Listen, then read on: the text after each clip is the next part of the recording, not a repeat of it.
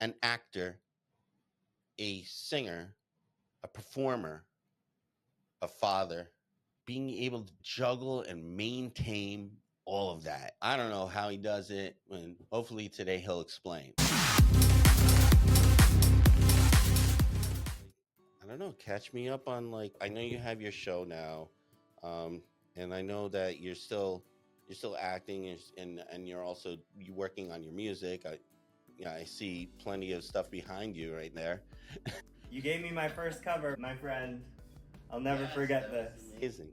I still love that shot. It's so cool, so cool. But yeah, tell me what don't I know?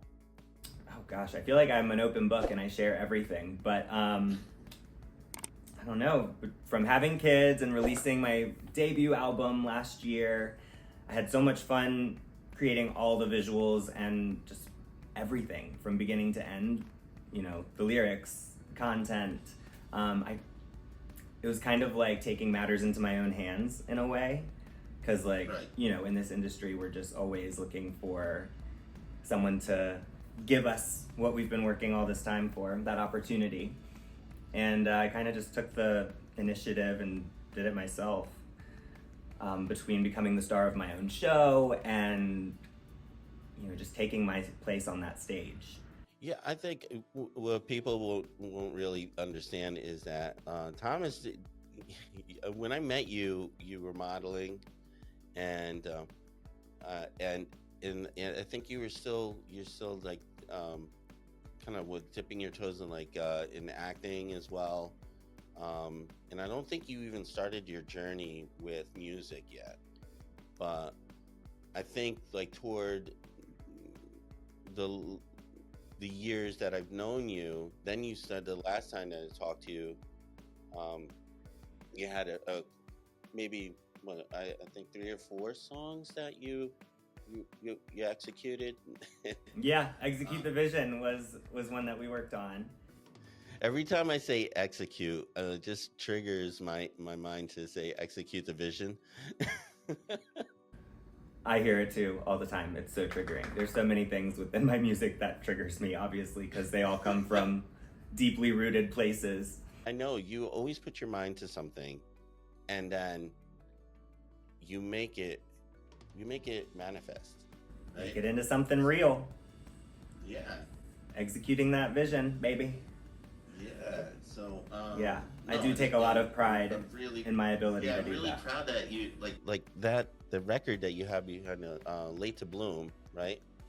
Tell us about the album that you're coming out with then. Late to Bloom, my debut album, was very pop dance themed, like sonically.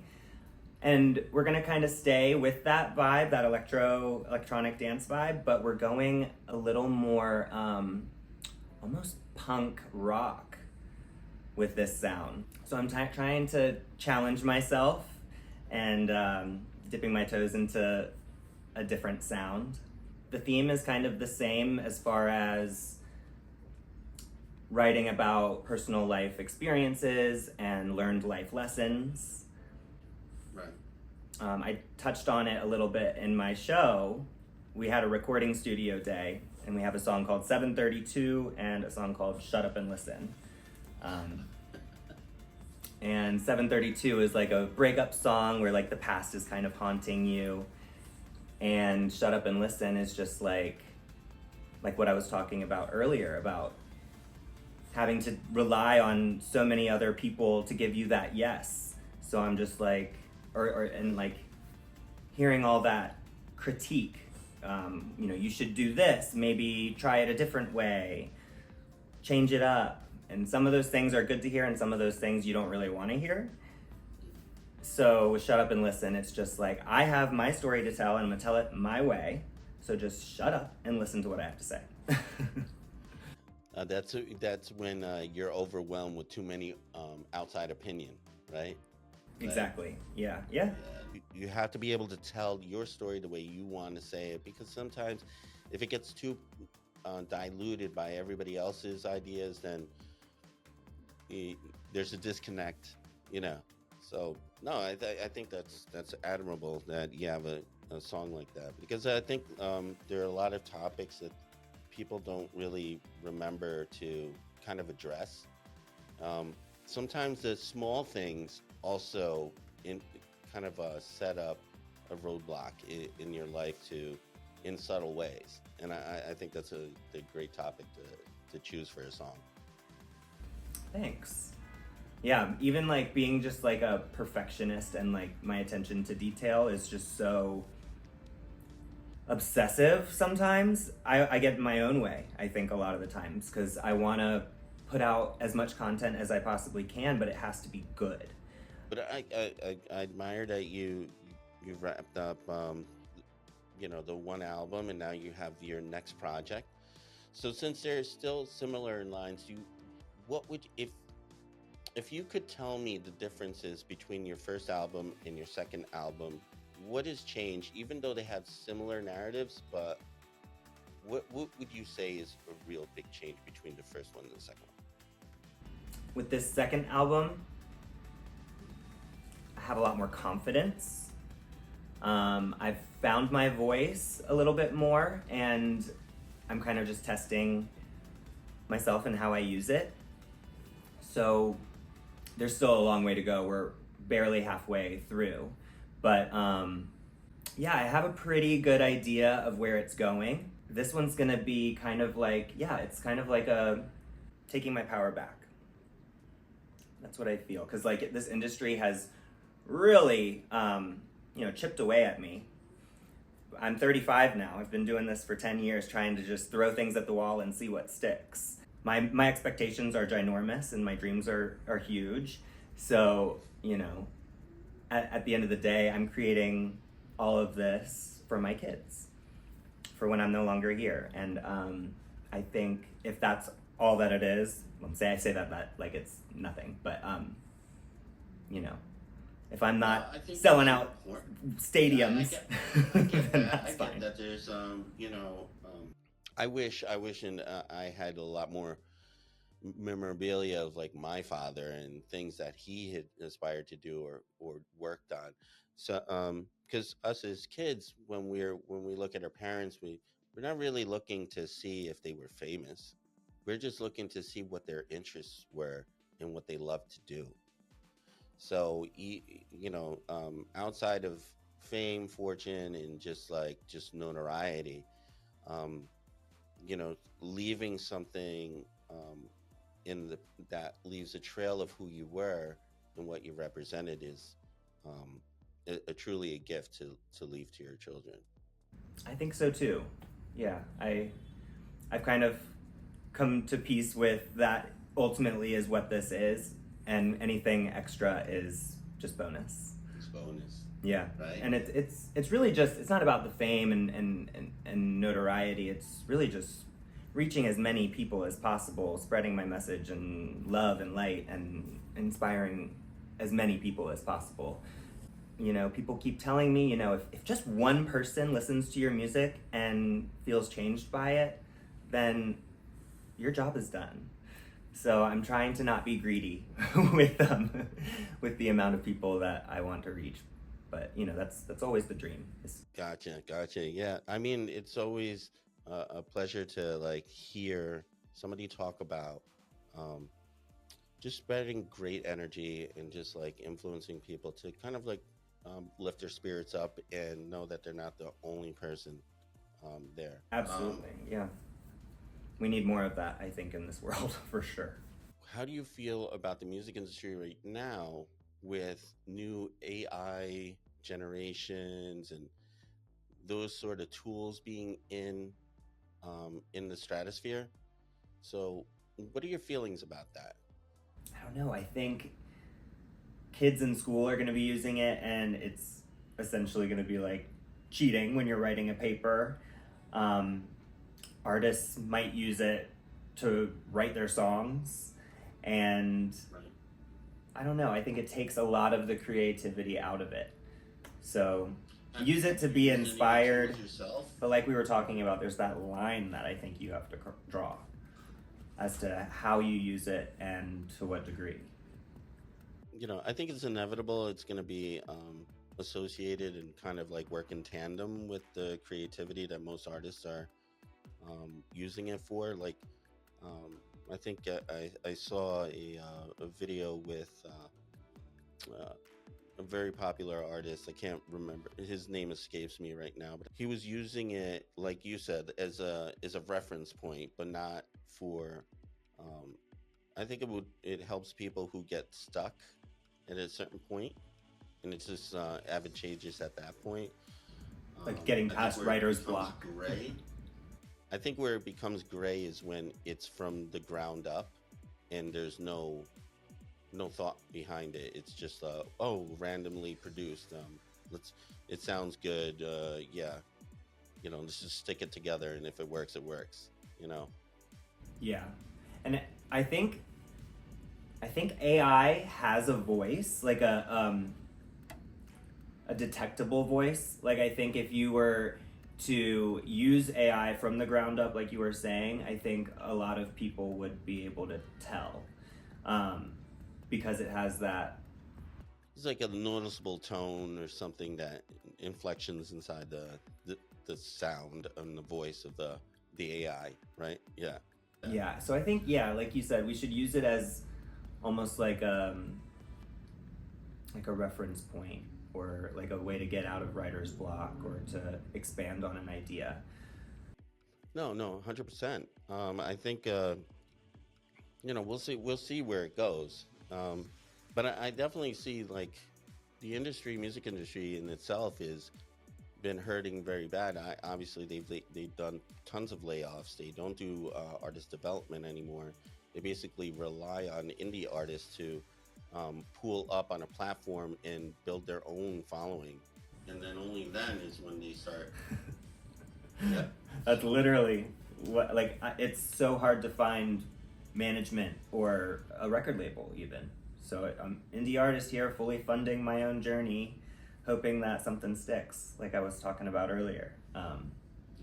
It can get frustrating at times, for sure, not having some sort of guidance by people who know the industry and know how to build an artist up. I mean, I know they like to start when the artist is rather young, so that there's room to grow, and Yeah, they can mold them, and who's going to invest in a 35-year-old indie artist? Probably don't understand. Yeah. There used to be a particular format that in process that an artist would go through prior to them even launching, but nowadays you could just record something in your room and then just be live in the next hour, just as with no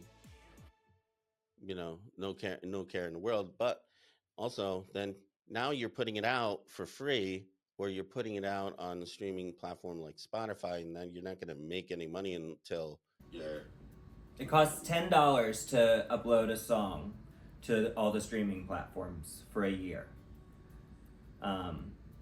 So anyone can do it, and I think I read somewhere that 100,000 new songs are being uploaded each day. So, like, the market is so saturated.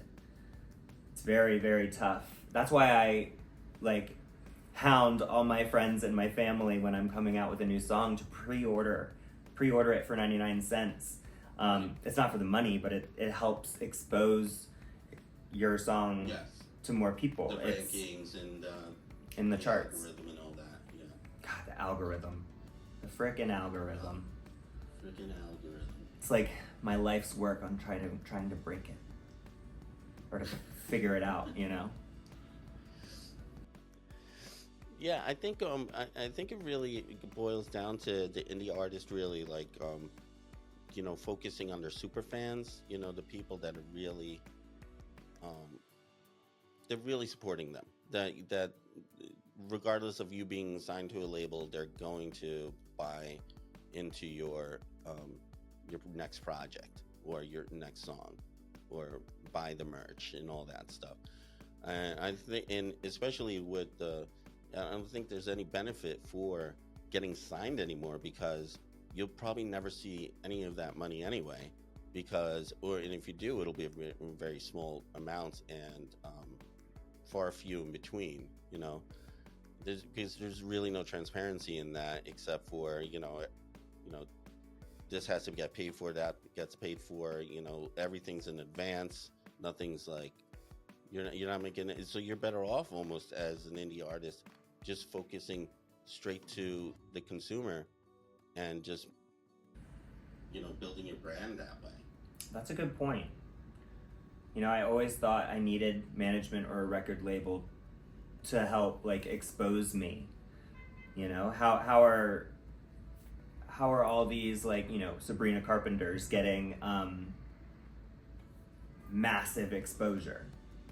Are they going viral on a TikTok? Are they performing on small stages for 10 years before getting picked up or seen?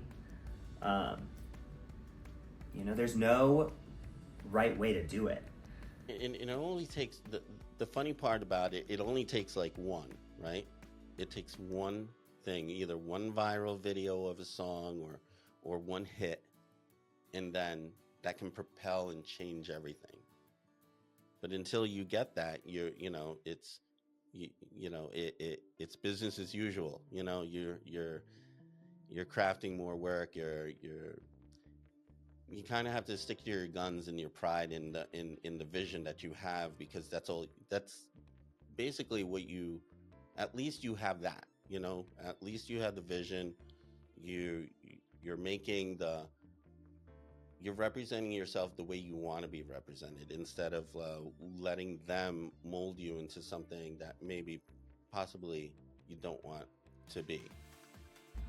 True, but record labels generally have money, so that means better music videos, cooler costumes, Right. So it's definitely a trade-off, I'm sure. Mm-hmm. But I'm willing to sell my soul. I mean, if it gets there, then it gets there, right? So, but I think like so far, what you've been doing, you've been evolving, and now you have your own TV show where you're sharing your experiences. So what is that like, sharing your life, your family, like exposing that? What was that like for you right now? Well, I feel like that's kind of what we're all doing to a degree on social media. We're posting everything about our lives. We're constantly updating our stories, making fun videos for people to get to know us better. So I always have this joke where I think that in the future, we're all going to be followed around by like drones, and people can tune in to our like first person POV at any day or any time of the day. Like a Truman Show type. Oh my gosh, the cars outside are going crazy. Sorry for all the honking. Someone's in a rush. That's the sounds of the environment, right? So. Yeah, back in New York City. How long have you had so is the show already, is it premiered already and this is launched? You're going into episodes? We started filming last year at my album release party, and then we kept filming. And next week, I think the show premiered on May 22nd. We're now in July almost, and July 3rd will be my finale episode of season 1. Because we just got back from London where we saw Taylor Swift, and we turned that into a big finale episode, which I'm really excited about. Post something about that. We were front frickin' row, and she looked at me. We made eye contact. I was decked out in my Reputation era look with a giant 9-foot green snake wrapped around me. Wow. Whenever I do these things, I always just like to become a character. I think that's why I like acting so much and like telling stories through music or whichever medium. I know every time we did a photo shoot, you transformed into something else. Every time was something different, and it's great. Yeah, I'm sitting here talking about how I'm in my snake reputation era with a 9-foot snake wrapped around me.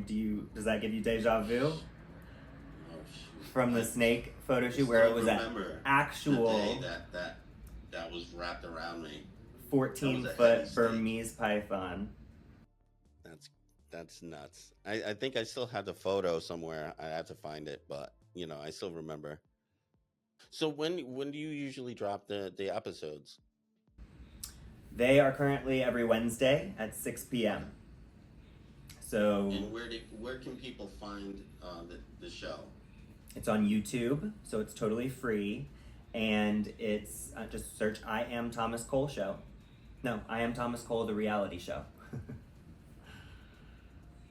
Right here. And when is wow? There you go. That's the shirt. There it is. I even had these cards made with QR code on the back, so I hand these out everywhere I go.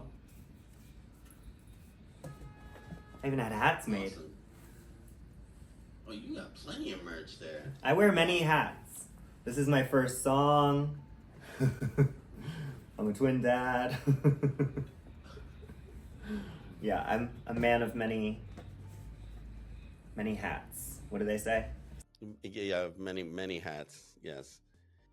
So this show is basically about me reaching out to a lot of the network of people that I've worked with plenty of times, and we have a long history because we've done so many different photo shoots and creative things together.